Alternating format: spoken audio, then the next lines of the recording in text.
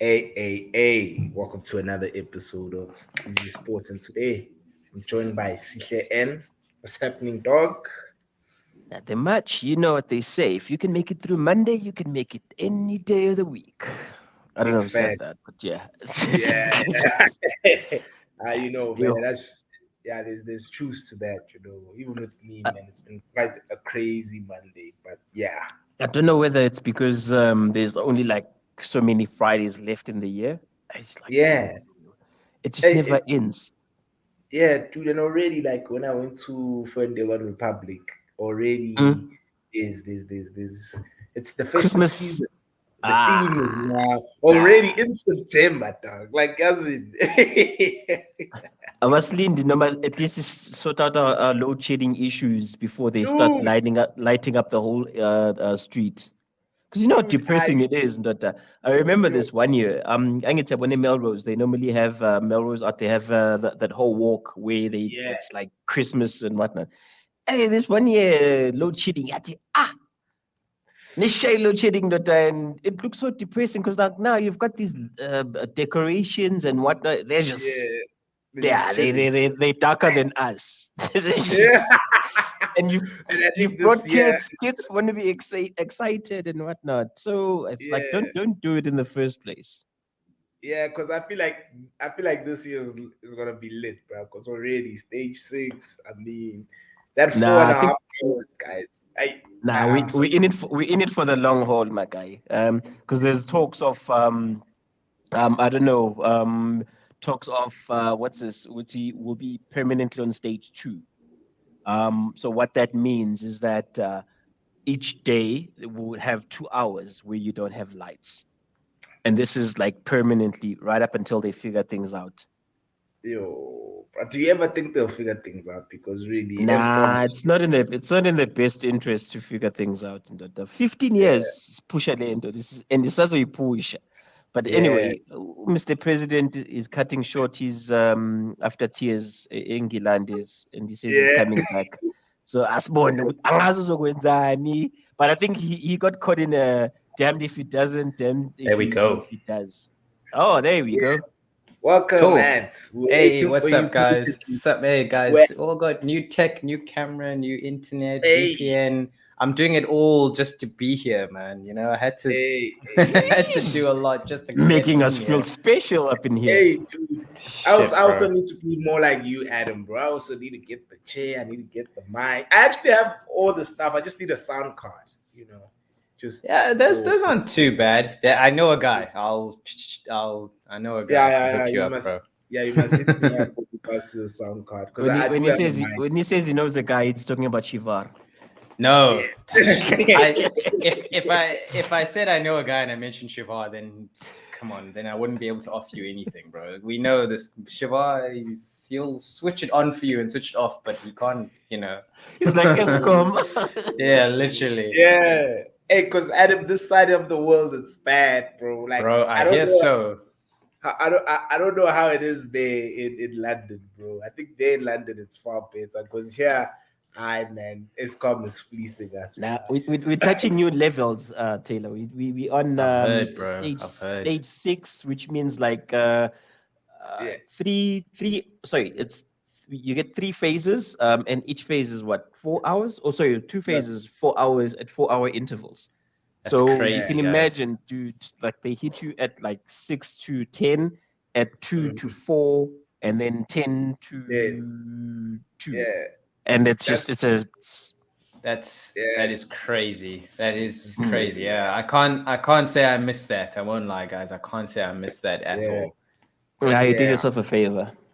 Yeah. And speaking about load shedding, Sihle, I won't lie to you guys. The first game, I watched the first 30 minutes and then And they hit you.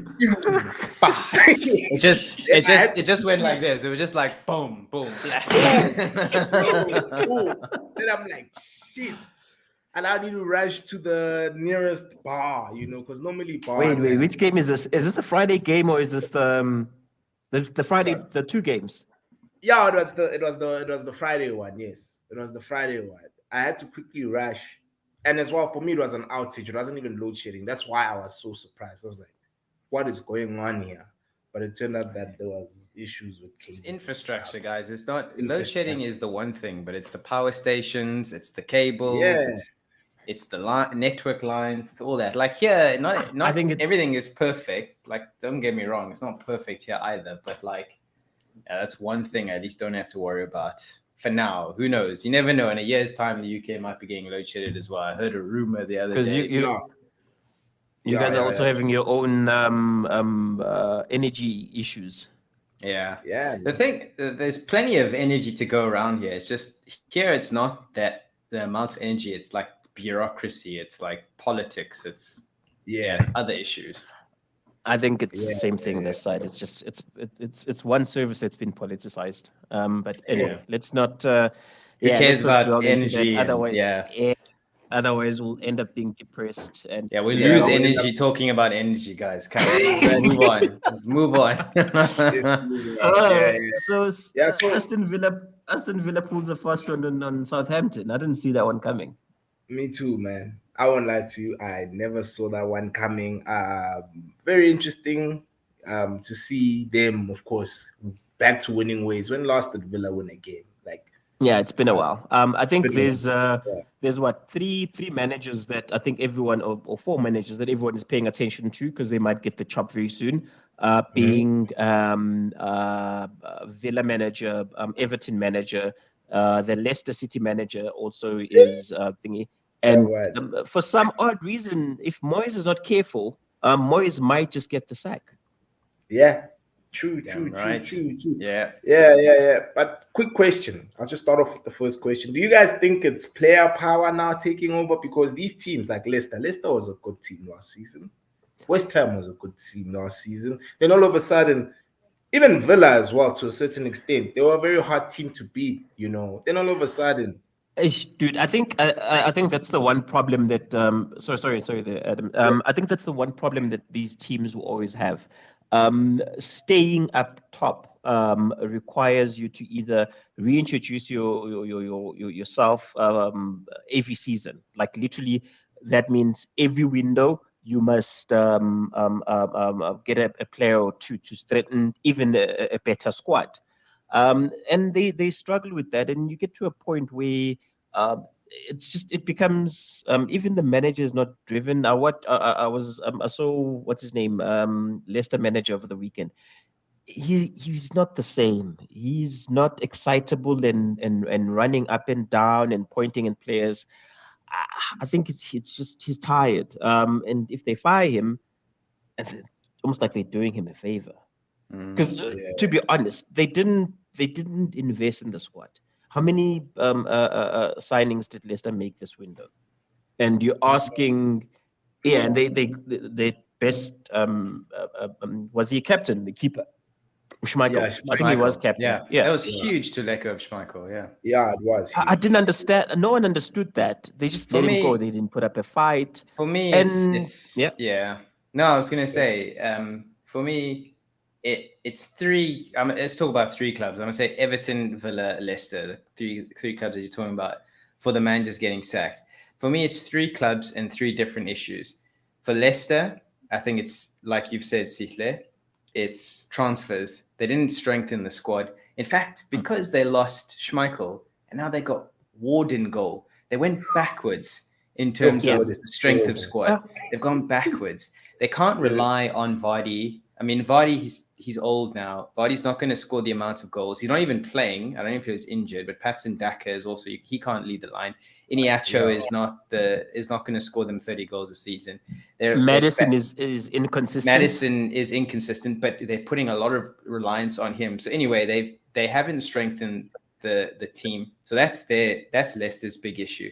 And I don't think Rodgers has got the ability to turn that one around. For Aston Villa, it's the players are the issue there. I think they've got a decent squad. Yeah, very decent squad. Yeah, I think they on paper, if you look at them, they look good. I think striker, they've got Ings and Watkins. Those two are proven Premier League players. They've got the problem is it's the players around them that are not doing well. Bailey is not contributing enough. He's showing glimpses. Coutinho's not contributing enough, also showing glimpses. Jacob Ramsey's in and out the team. Yeah.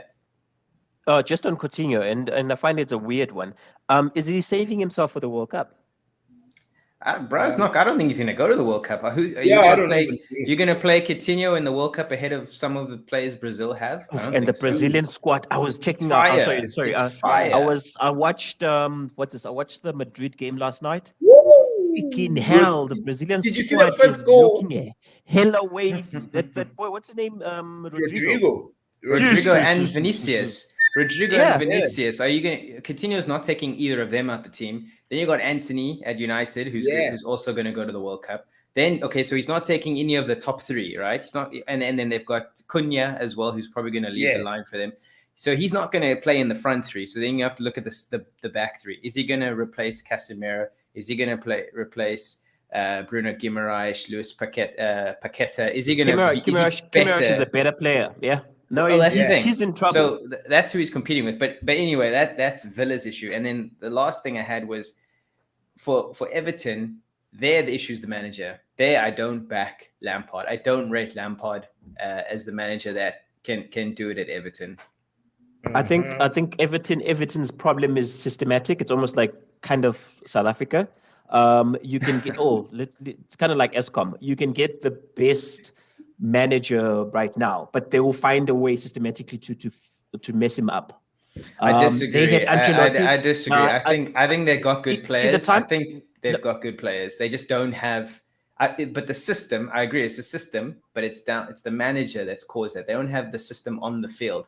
Maybe there's issues off the field that makes it difficult for the manager to operate in. But on the field, Lampard has got everything he needs. No, I think Ancelotti had a better squad than Frank, but you had everything being coached by the Don, the guy who's taken Madrid back to Madrid. So that tells you that you had a tactical manager who understands what needs to be done for a squad. But think about it. CJ.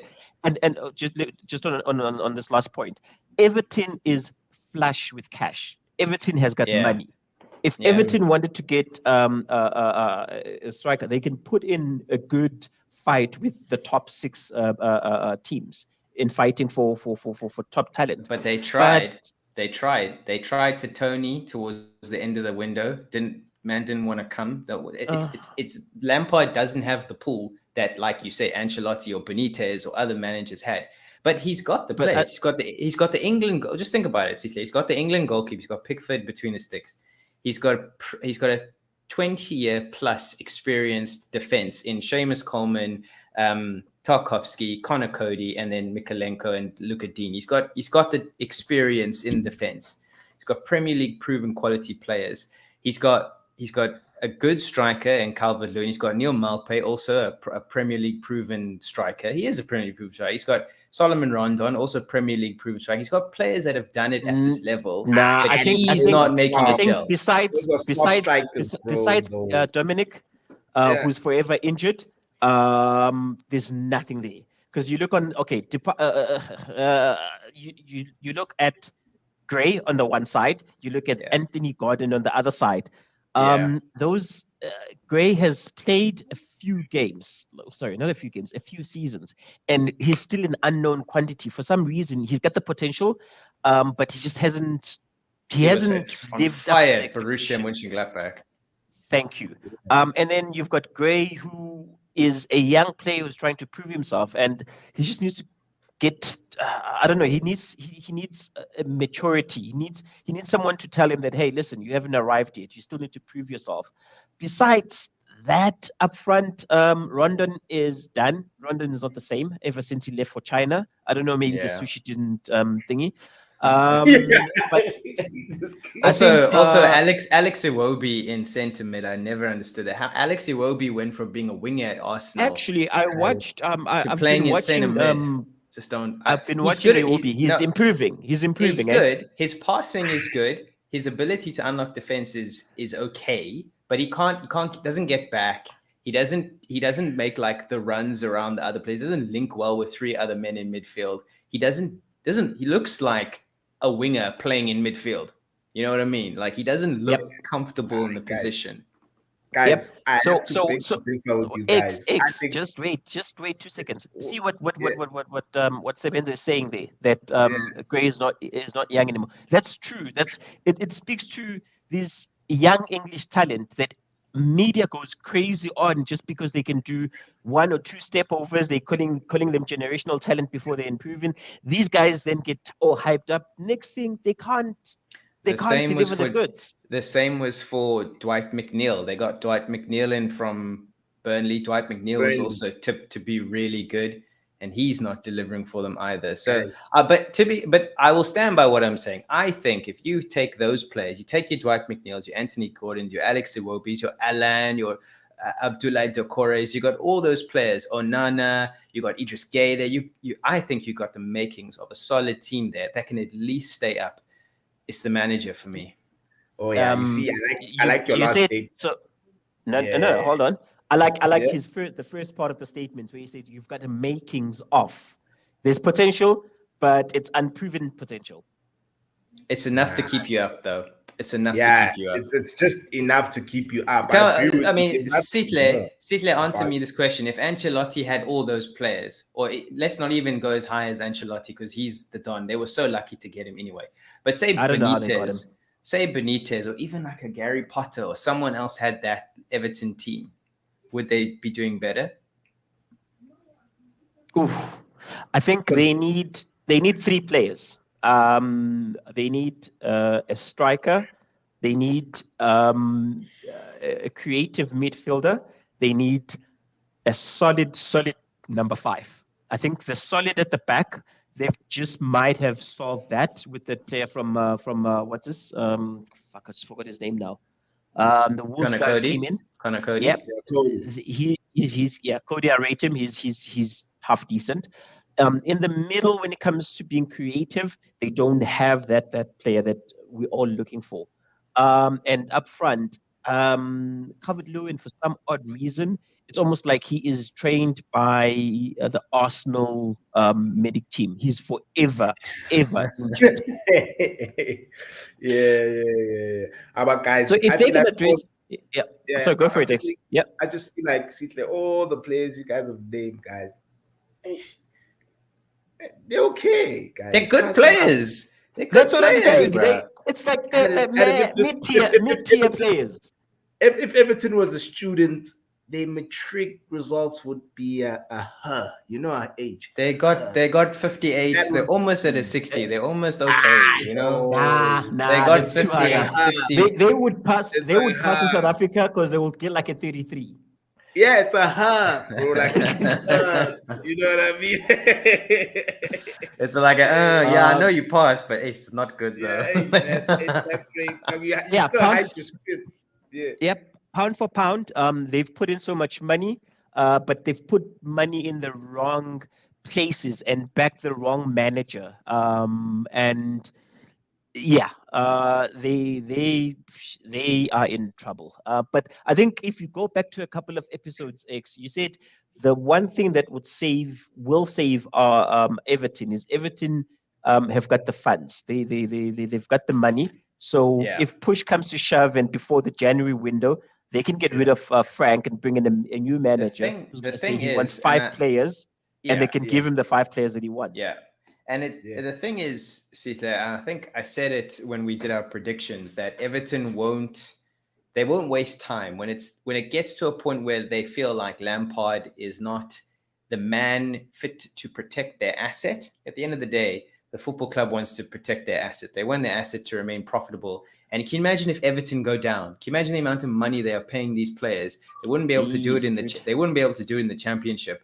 So they need to protect the asset. So they are not going to wait. I think if we're looking at Everton now in the bottom 3, I think, of the table, if they are there this time.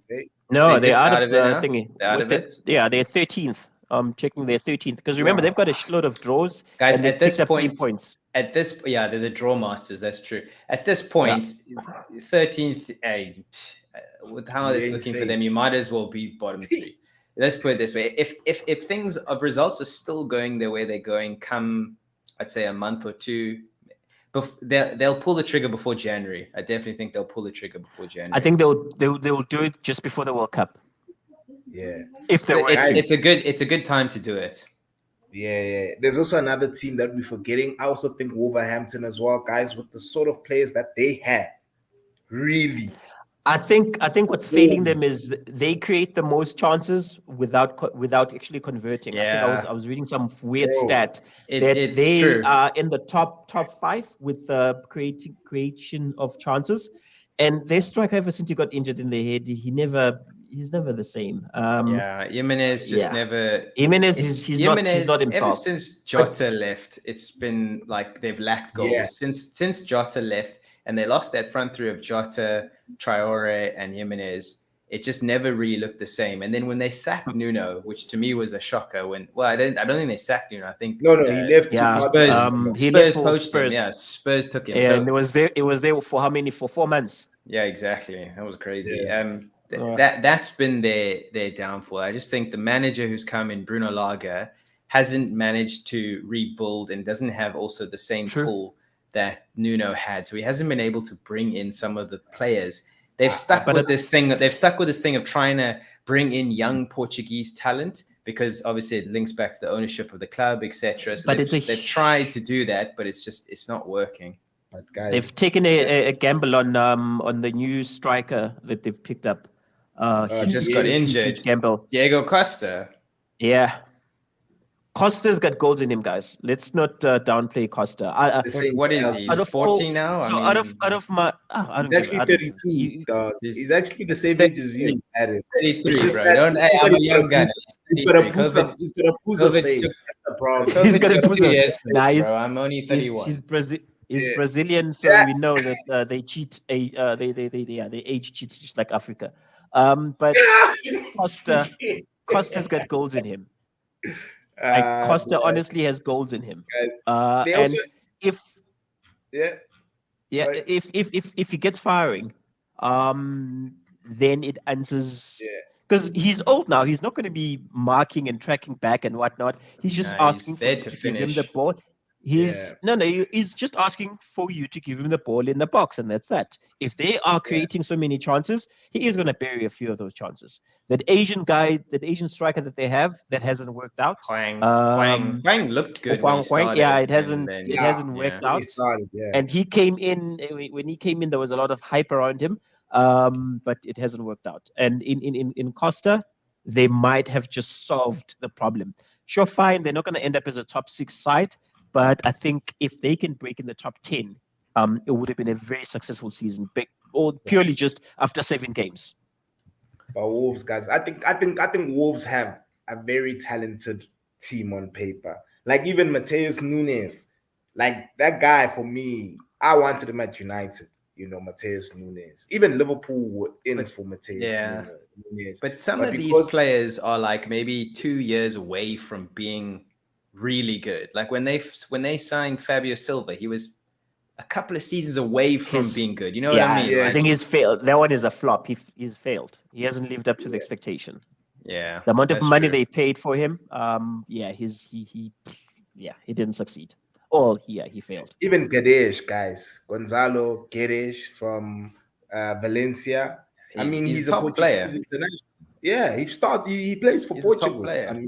And he looks so ordinary under the. So is it a case of then they need a new manager? Because maybe a new manager, similar to Everton, they can pick apart this team and then play around different players. I think they need to be able to unlock. What's this guy's name? Ruben Neves and Pedro Neto. I think you once told me that actually, like Pedro Neto is not going to score you any fantasy points because he's played as like almost like a wing back in this system that Lager plays. So, maybe a different manager for them. And I think also Wolves are not going to waste time. When it doesn't go well, they're going to also pull the trigger, and hopefully a new manager can come in and actually get these players who are, like I said, good players. Good players. Yeah, Daniel Podence as well. Good players. Get them playing together. Podence is, for me, is saucy, man. Great. Like Wolves have so many flair players. He passes the eye test. But here's a question for you, and this is for both of you. More to you, Adam, as a Newcastle fan. I watched you guys over the weekend. Bordering on boring. Would you right now Tuchel to take over the reins? No, I'd keep Eddie Howe in. Definitely keep Eddie Howe. And the problem with Newcastle is they didn't want to change too much too quickly, because otherwise then we end up like Wolves, we end up like Everton, we end up with signing way too many players. Everton and West Ham signed way too many, a lot of players. And you look at those players, just, this is the player coming in, you think that's an amazing signing, but we forget players need time to gel. They need time to adapt. Eddie Howe didn't want to bring in X amount of players and bring in too many players because he didn't want to have that issue with the squad. However, what that's left us with is we have key man dependencies now. We've got the key man dependency on St. Maximum. Yep. We've sorted out the key man dependency with Callum Wilson by bringing in Isak. But then, when it comes to creativity, there's not enough creativity. If you don't have Bruno in there, who's also not playing well, to be honest, he's had a few injuries, but he hasn't started this season the way he ended last season. But let's put it this way. If you don't have Bruno, John Joe Shelby's out for a long time, that we have no right mid because Miguel Almiron, Fraser, Jacob Murphy, there's no Premier League quality creativity there. So then you rely so much on Alan St. Maximum, and if he's not playing, it's hard for us to turn these draws into wins. We still get enough draws. We're still solid in the back. I definitely think he's really fixed that. He's completely changed the back four. When I look at the back four, when Eddie Howe took over compared to the way it looks like now, it's completely different, which is fantastic. But it's just going forward that we lacked some impotence. But I don't know, X, do you want to add to that? Maybe the question I phrased it in, I used a manager who just got fired. I don't think Eddie Howe is a top tier manager. I don't think he's on the same level that being the richest club in the world would have ambitions of.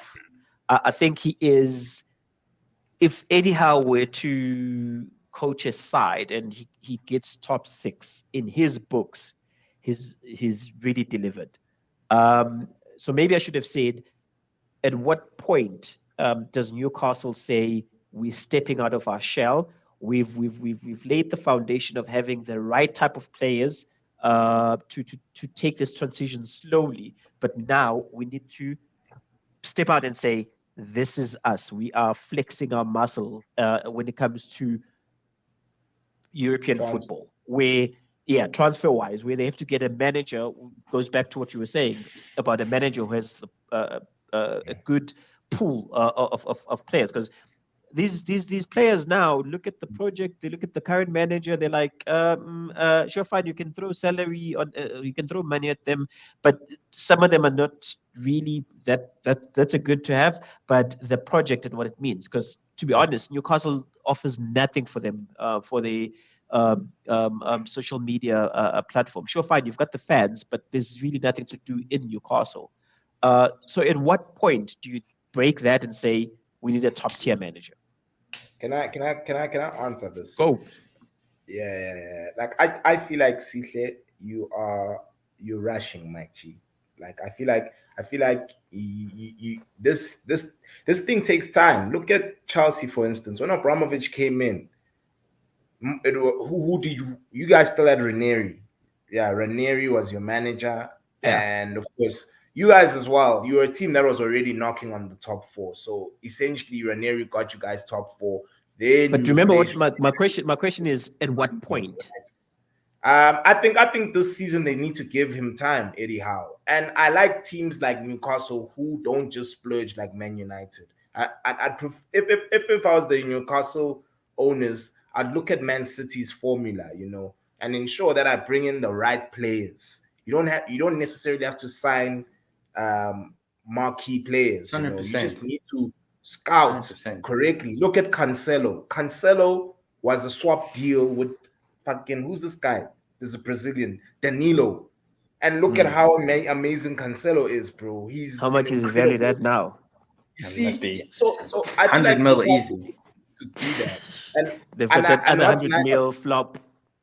Yeah, exactly. Another thing is as well with Newcastle, I feel like your fan base as well, Adam. You guys are patient. You guys are a patient fan base. I don't see we're a patient fan base, but like you know, when I don't think you can. If you ask a Newcastle fan, when the takeover happened, did you see yourself lifting the Champions League? Did you see yourself winning the Premier League? Like every Newcastle fan will say yes. I mean, it's just natural. Yeah. When you become the richest club in the world, you want to start seeing success. And, you know, I don't want to be in my late 60s, 70s and then see us win something. You know what I mean? I want to still be a young man and be able to go to Newcastle and enjoy it. Also, Sitle, there is a lot to offer in Newcastle, and maybe you should come over and you and I can go take a trip there. We can have a good time. What's there to offer besides coal? Oh, yeah, we don't have coal because we can't like keep the lights on. I see what exactly. Don't make any coal jokes here. I've got plenty coal.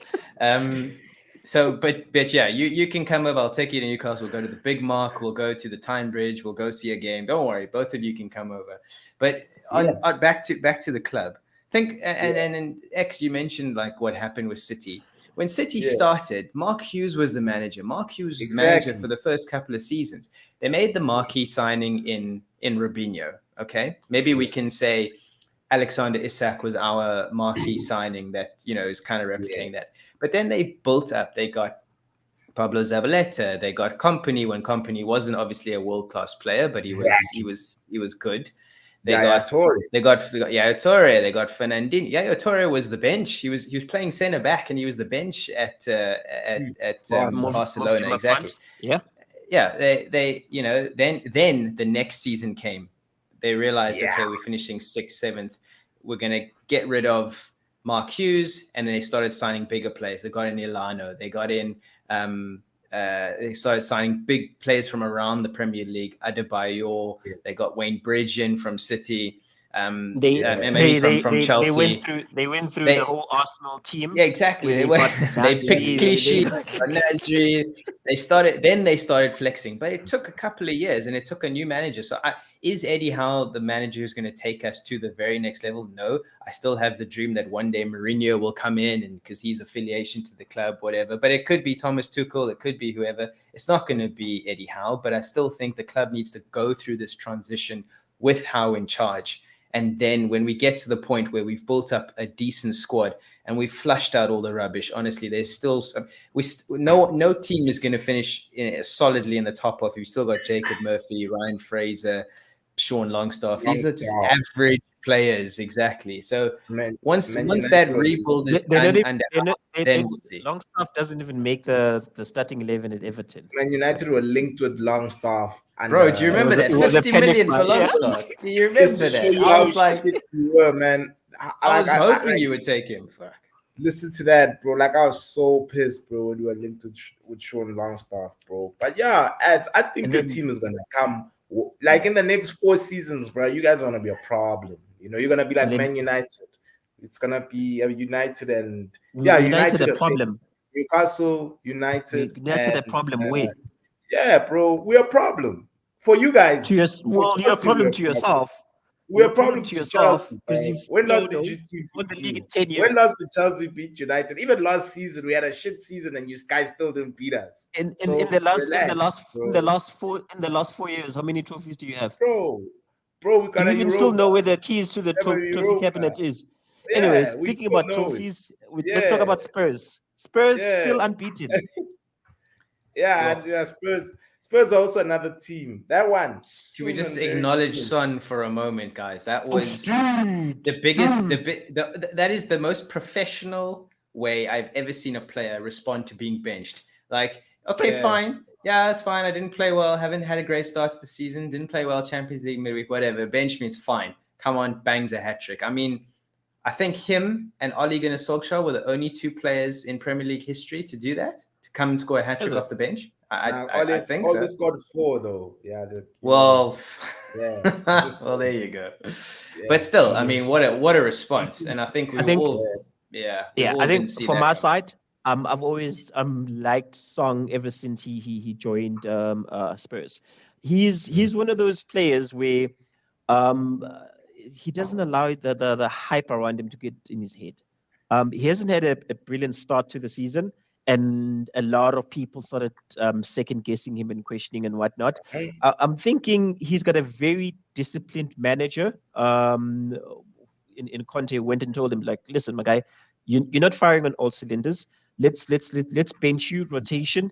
And that in itself brought fire in his belly. And when he came on, 13 minutes later, 3 goals. I think it just speaks to him as a person. Some of these players sulk whenever they get benched because they consider themselves to be superstars in the team. Yeah. And then you bench them, and then they come in and they sulk. And then from there, it's downhill. The January transfer window is coming, and there's mumblings that, hey, this player wants out, and with Son, there's none of that. Like if you had to put a figure, perfect response. If you had to put a financial figure on Song, if Jack Grealish went for 100 mil, how much is Song? Like 20, how much is he now? 50.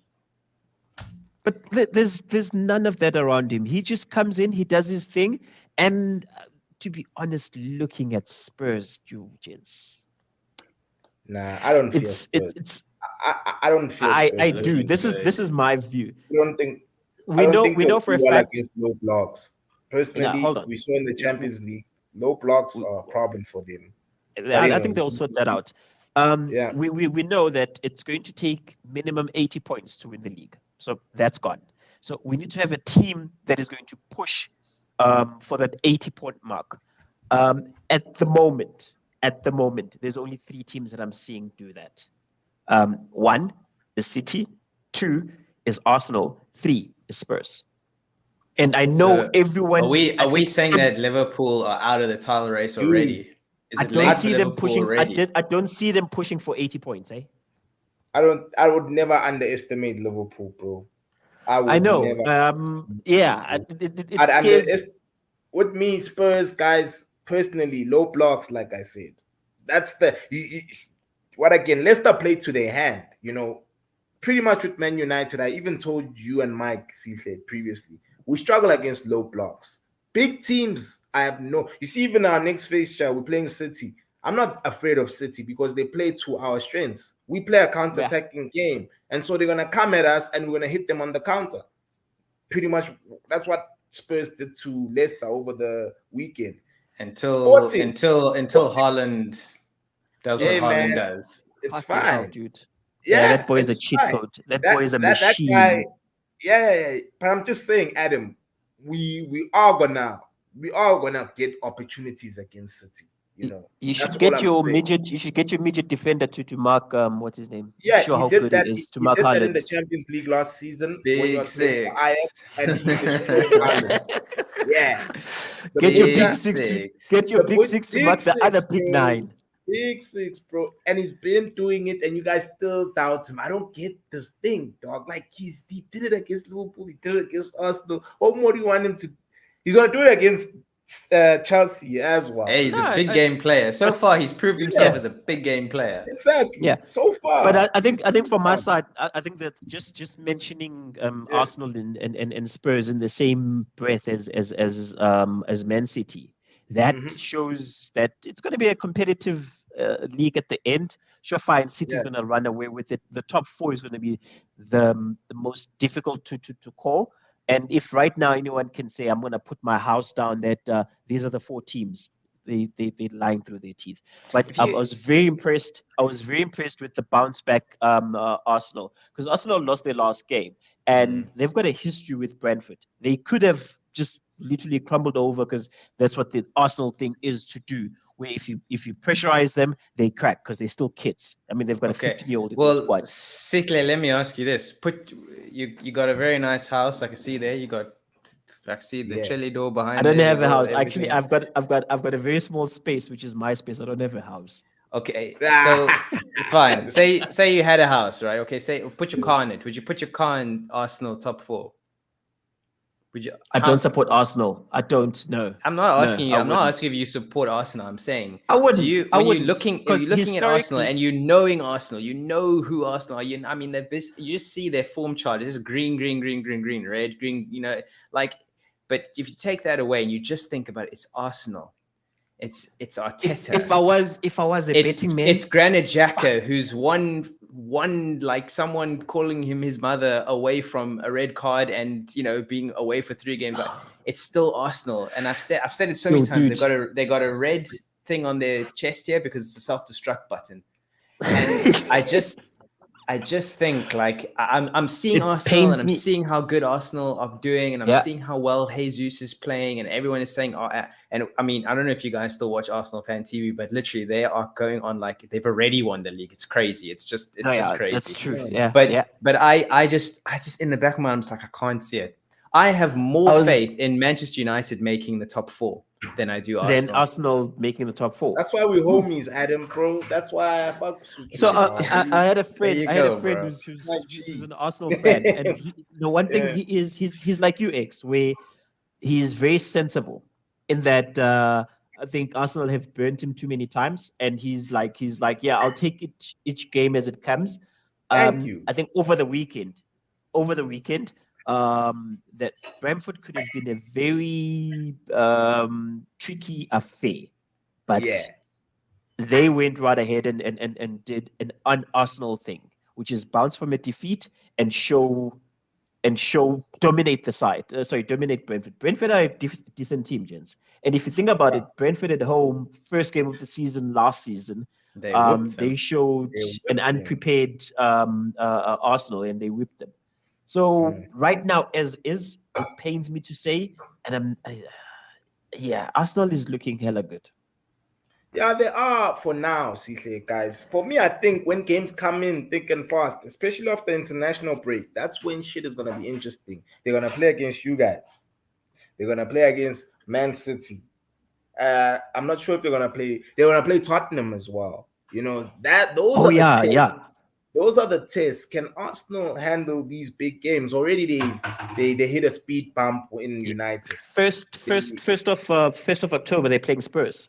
You see what I'm saying? That's and remember, what's this? Both sides. It's going to be a fiery derby, and both sides enjoy on the counter.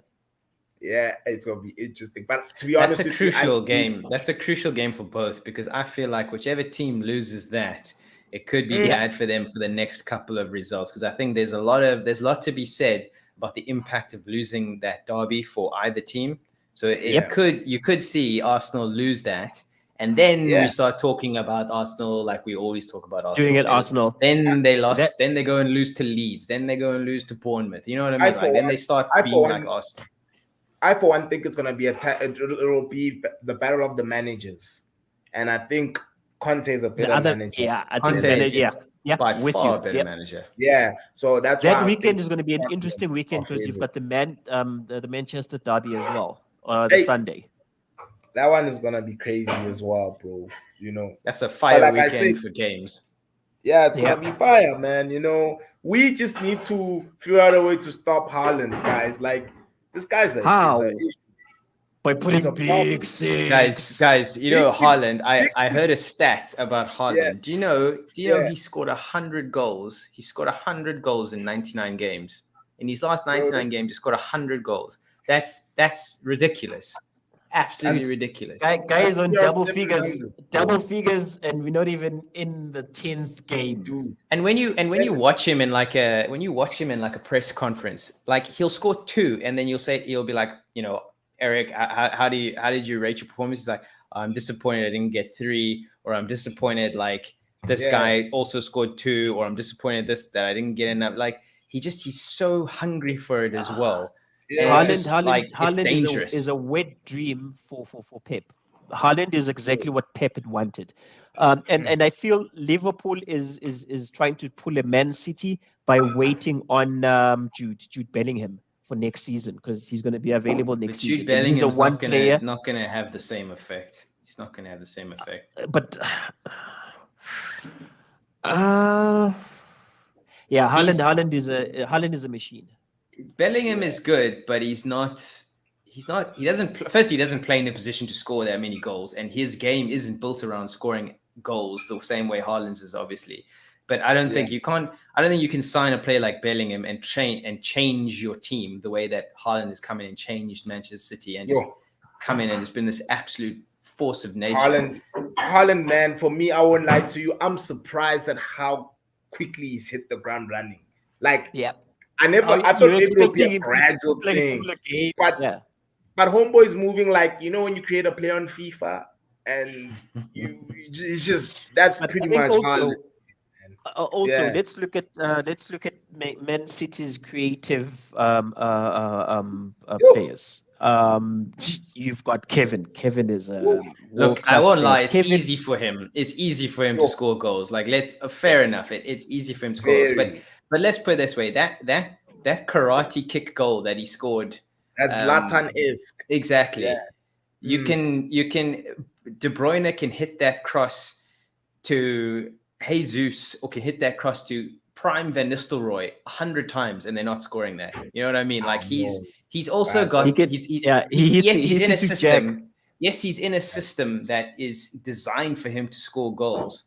I mean, it just is designed for a striker score. Raheem Sterling was banging in 20 a season there, and he's not a natural goal scorer the same way Haaland is.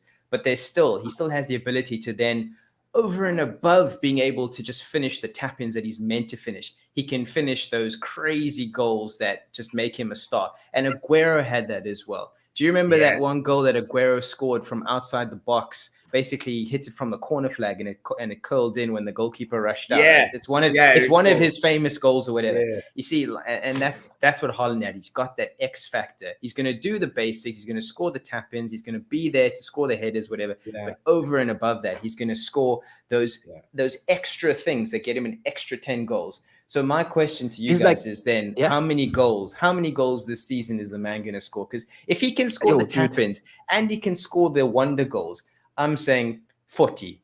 Must be 40. He's already almost halfway there. I'm with you there. Like, I think probably by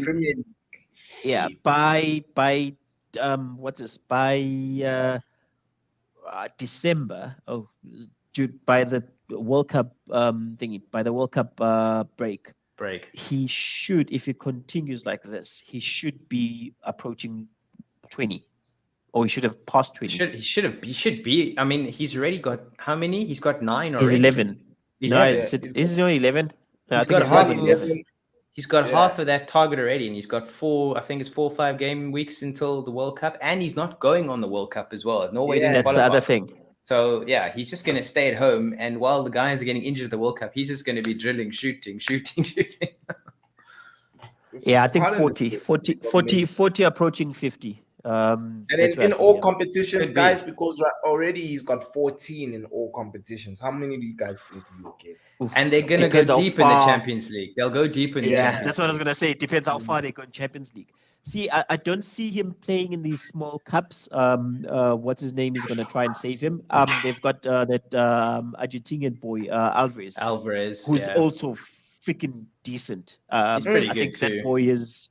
he's decent. He's the Jesus to Haaland's Aguero, pretty much. He's like the understudy that's also really good, but he's just the understudy.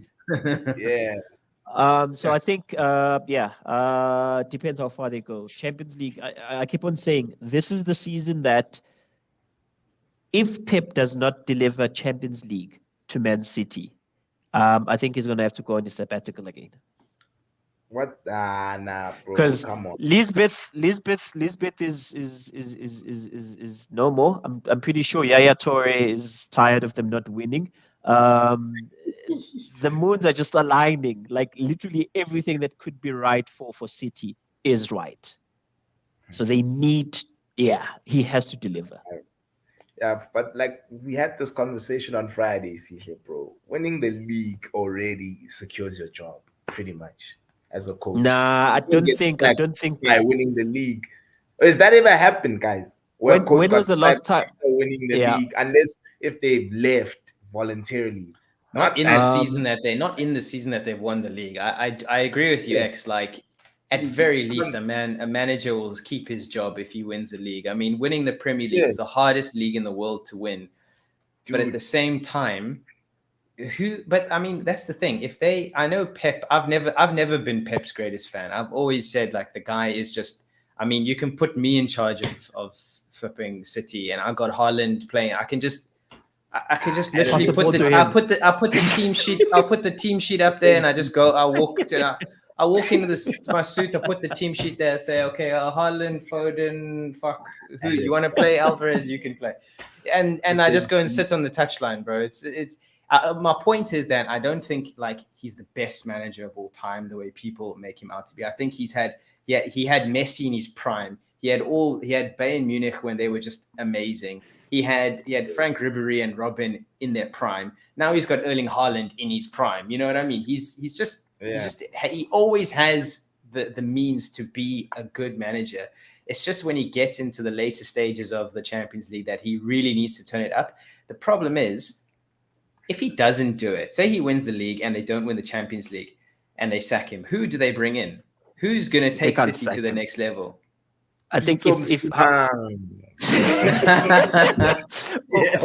or you, Adam, because you've already applied for the job by saying you can. No, I say I'll win the league. I'm not win the Champions League. I'll win the league easy. Anyone can win the league. I just have to show up. I think Pep is one of those managers who's honest with himself. He hasn't won Champions League in a very long time. I think he hasn't won it. The last time he won it was with Barca. Long ago. 2011 against United. Yeah, and that's a good while now. So I think it's one of those where if he feels it's not happening, he'll just pull that sabbatical line and then bounce. But I think this is the longest job. So this is the longest that he's been in one team. Because remember, at Barca, I think he stayed for like 4 seasons.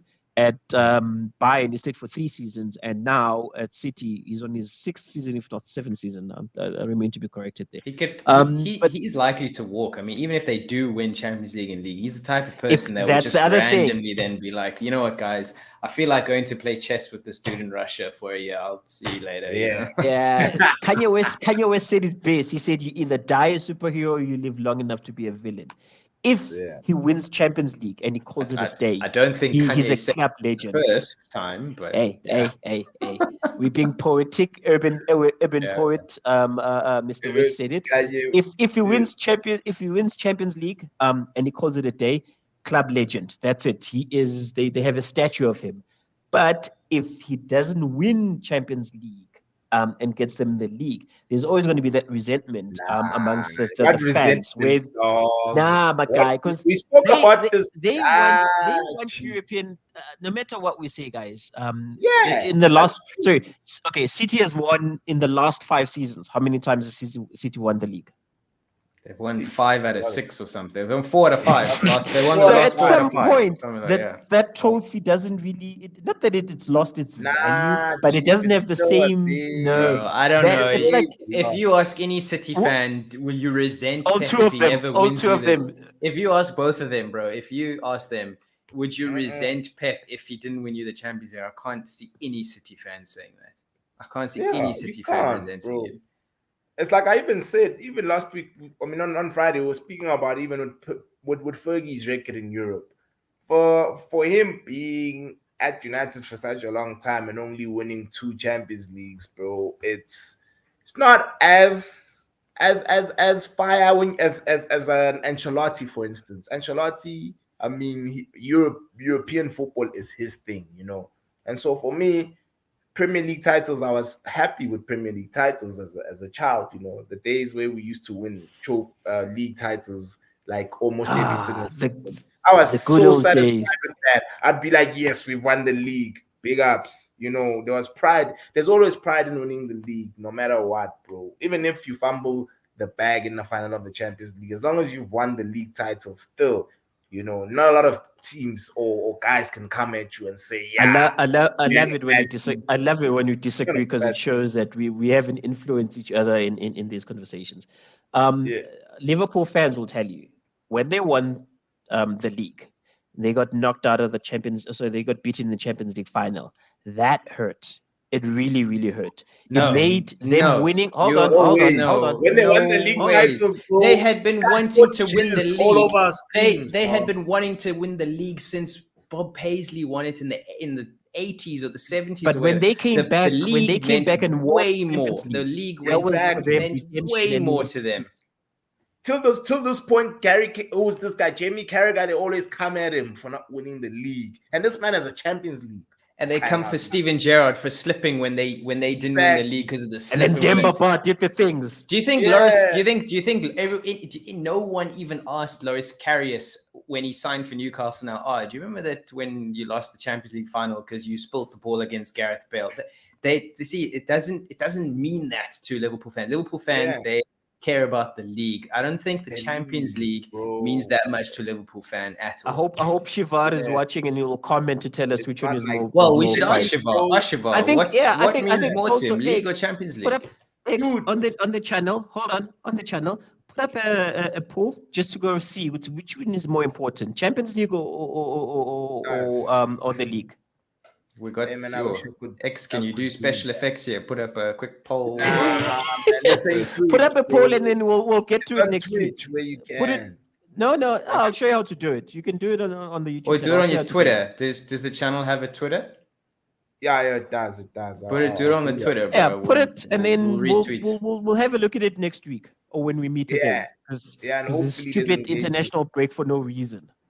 Yeah. I know. Cool. I'll do that for the channel. Then I'll be sure to ask which one weighs more, Champions League or Premier League, bro. Because for me, I think they man. For me, they big trophies. You know. X. I'm sorry to do this to you. You shouldn't really comment about Champions League this season. I've won before, bro. I can. I've seen my club. Okay, Catch Fire. That's Champions League. Yeah. Who does Catch Fire support? Who does Catch Fire support? Yeah, why is that important? Fire, who do you support? Why is that important? Why is that important? No, because that's the argument we're having. That's the argument we're having. Chelsea, you as a Chelsea fan, Sitle, the Champions League means a lot to you because you're never going to win the league. You're not going to win the league. Yeah. Whoa! You know, so says a team that just yesterday Mark Ashley was playing. No. You don't need to worry about me and what I'm doing. But the Champions League means more to you because you've never been in and around winning the league. Trust me, that season where you end up, I suppose Real Madrid, well, obviously winning the Champions League more than Catch Fire, bro. You were on subscribe elsewhere. Until you said that you put your own flames out, bro. You just made a rod for your own back there, bro. That's just but he's got a point because who's this guy? Who's the president again? Florentino Perez. Mafia. That's Perez. The trophy he wants more than anything. He wants the Champions League is like the capitalist trophy. But that's the point I'm making. My point is that you can't put out a poll and say to everyone what means more to you, the Champions League or the league. It depends on the team. If I'm a Chelsea fan, I want to win the Champions League more because the league is that much further unattainable for me. If I'm a Liverpool fan and I'm thinking about the last few seasons, and I'm thinking about the history of my club, the league means more to me. Liverpool hadn't won the league in so long. They had 2 or 3 Champions Leagues by the time they'd won the league. So it depends which fan you're asking and when you're asking the fan. Maybe you ask Chelsea fans now what means more. They might say the league because they haven't won it in a while. It just why are you calling it a capitalist trophy? It is a capitalist trophy. It is. That's why they want to create this Super League because it's just about money. That's literally the thing. If you ask a Man United fan, and I'll ask you this now, what means more to you as a Man United fan? Winning a European trophy or winning the league at this point as a Man United fan? Adam, we haven't won both in such a long time. So which would you want more? If you could say you can go for one and you guaranteed one this season, which do you want? Guaranteed one this season. Yeah. I've asked you this. I'd say the league, bro. There you go. Because with the league, yeah. I'd say the league because, hey man, we've fallen. Like we've suffered. You know, we haven't even been knocking on the door, bro. But you see, if we would surprise everyone and win the league, man, you know, Twitter would break down. Okay. They need you, see there in your IT ability. It's a good 5. You got to fix Twitter, bro. So I've got a question. Like 2 months. Like I've got a question for you then. Adam, you said the Champions League is a capitalist trophy. So the FA Cup is a socialist trophy. It's a labor trophy, bro. It's a labor trophy, bro. It's a labor because everyone enters everyone can every team in England Exactly. going down We're all 7 equal. divisions. Every team going down 7 divisions has the same chance of winning that trophy, bro. So it's a Labour or a socialist. It's a communist actually trophy if you think about it, because we're all equal in the FA Cup. We started off with politics and we're ending in politics. Wow. Your streams have evolved, bro. You went from being a football stream. Now you're talking about what are your guys' views socialism on Liz Truss being the new prime minister? What do you guys think? But guys, thank you so much. I think we've covered everything that we wanted to discuss. Thank you so much for availing yourselves, guys. Especially us, UC. I'm grateful that we have the exact same schedule, mate. Like, I know that when I say half 7, it's gonna be just guaranteed. And then of course ads, knows nothing about load shedding. Bro, I remember. I haven't been gone that long, bro. It still hurts. It still hurts. It's just like, South Africa is always my home. So when I still see that, it still annoys me. Any South African that lives here, like, yes, okay, maybe I'm not directly affected by it, but it still annoys me. You know what I mean? You want the best for your country and all that. Yeah, of course. Don't worry. Rugby Champions League, Championship, South Africa. Got the T20 coming up as well. Yeah, lots to talk about. X, get me on your cricket streams, bro. I don't. You also watch cricket, bro. To be honest, rugby, I've always watched, but I've never been the same level of fandom that I have for cricket, and the same depth of knowledge that I have for football, I have for cricket. So please, if ever you need someone else for a different perspective, there, let me know. But respectfully, if you look at a competitiveness, La Liga doesn't weigh same as EPL, as Bundesliga and League. Yep, I hear you. That's why. Sure. So I get it. Catchfire is saying that he preferred Champions League because it's easier to win the La Liga. It's easier to win Bundesliga. It's easier for PSG to win League One. Go and ask a PSG fan, what do you want to win more? They'll be like, I'll give you back 3 league titles for 1 Champions League. I'll trade you for 1 Champions League. Yeah. He makes a good point. He makes a very good point there. Catch fire. We look forward to seeing you. You raise valid points. You support the right team also. Brilliant win last night against Atletico. I was very impressed. Bring Catch Fire next time. We'll have a chat. All right, guys. And split them fames. Show X. Guys, please like, comment, share, subscribe to the channel, put a brother on. This is Pleasy Sport. We are. Peace.